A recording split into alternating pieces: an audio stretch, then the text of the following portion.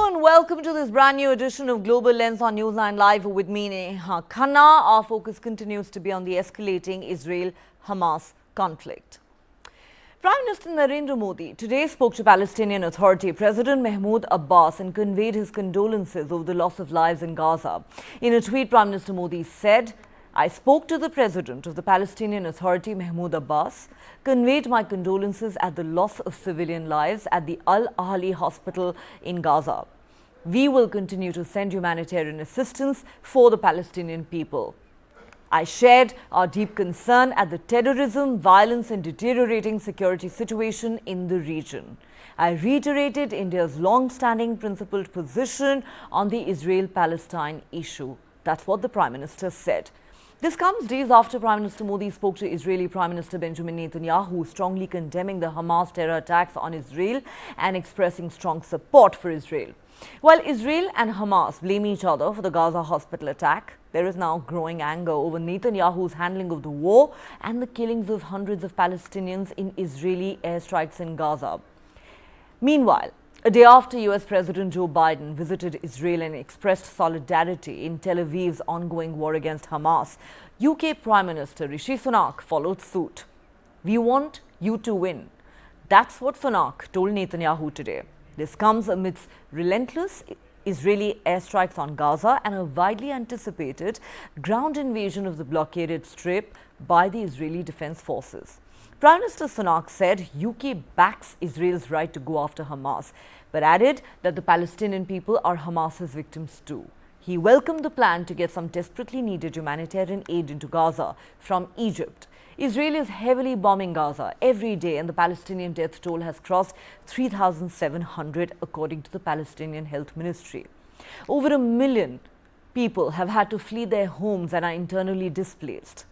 The enclave also remains under siege, with Israel blocking supplies of water, electricity, food and fuel across its border. Israel says it is striking Hamas targets in Gaza. The terror group is holding more than 200 hostages. This is the most serious escalation in the Israel-Palestine conflict in decades, which was triggered by the most horrific and barbaric attacks in Israel's history carried out by Hamas on the 7th of October. Those terror attacks killed more than 1,400 Israelis. Well, Prime Minister, thank you for your warm words and for welcoming me to Israel. I'm just sorry to be here in such terrible circumstances. In the last 2 weeks, this country has gone through something that no country, no people should have to endure, least of all Israel, which has lived through some of the most awful scenes, the spectre of violence and terrorism every day of its existence. And I want to share the deep condolences of the British people and stress that we absolutely support Israel's right to defend itself in line with international law, to go after Hamas, to take back hostages, deter further incursions, and to strengthen your security for the long term. Now, I know that you are taking every precaution to avoid harming civilians, in direct contrast to the terrorists of Hamas, which seek to put civilians in harm's way. But I also want to thank you for the support that your government has given to the families of British nationals caught up in this horror, including your efforts to release the hostages, secure their release, and I know that we will continue to cooperate, particularly with regard to the British nationals that are involved.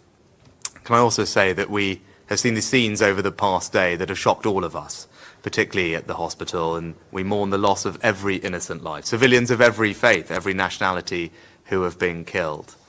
And we also recognise that the Palestinian people are victims of Hamas too. And that is why I welcome your decision yesterday that you took to ensure that routes into Gaza will be opened for humanitarian aid to enter. I'm glad that you made that decision. We will support it. We're increasing our aid to the region, and we will look to get more support to people as quickly as we can. The last thing for me to close on is this. You describe this as Israel's darkest hour. Well, then it's for me to say I'm proud to stand here with you in Israel's darkest hour. As your friend, we will stand with you in solidarity. We will stand with your people, and we also want you to win. And we have to fight them together, just as the world, the civilized world, united to fight the Nazis and united to fight Hamas. It must together now stand with Israel as we fight and defeat Hamas. This is not merely our battle, it's the battle of the entire civilized world. It's the battle of Israel, it's the battle of the moderate Arab countries, it's the battle of Western civilization, the battle of the free world, the battle for the future.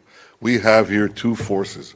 One is an axis of evil led by Iran through Hezbollah, Hamas, and others that want to bring back the Middle East to the Middle Ages, to an age of bondage and war and slavery and annihilation.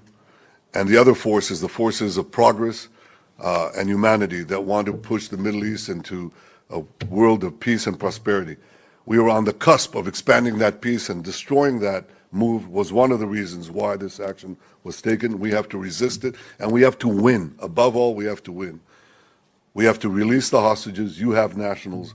Understand that, I know you do, that we have their children, babies, women, elderly, Holocaust survivors, and your nationals. And we have to work together in every way possible, and we're doing that, to get them back. I appreciate the fact that you also sent some military forces into the region. We discussed practical cooperation on many fronts, and I value that very much. 80 years ago, Prime Minister, the civilized world stood with you in your darkest hour. This is our darkest hour. It's the world's darkest hour. We need to stand together, and we want to win. And this is why I value your support, and the fact that you're here. We must win together. That means that this is a long war, and we'll need your continuous support. There'll be ups and downs, there'll be difficulties. The people here are united. They're prepared to take the necessary action. I've never seen the people of Israel as united, more united than they are now. But we need that unity across the board and continuous support as we prosecute and win this just war against the modern barbarians, the worst monsters on the planet. We have talked about the terror attack. We have condemned it, and I think it is important the international community stand together to condemn it. On Palestine, our position, we have reiterated our position in favor of direct negotiations for establishing a two-state solution. We have also expressed, in particular at your query, our concern at the civilian casualties and the humanitarian situation that is happening day by day, and we would urge the strict observance of international humanitarian law. So that is what I would like to share with you. We have strongly condemned the horrific terrorist attack on Israel. The international community must stand together in combating terrorism in all its forms and manifestations, and there can be no equivocation on this. There was also issue of Palestine, and on that we have reiterated our position in favor of direct negotiations for establishing a two-state solution. We have also expressed our concern at the civilian casualties and the humanitarian situation. We would urge the strict observance of international humanitarian law.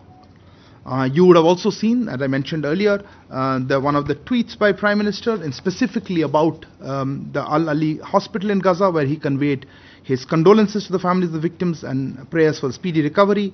And he said that civilian casualties in the conflict are a matter of serious and continuing concern, and those involved should be held responsible.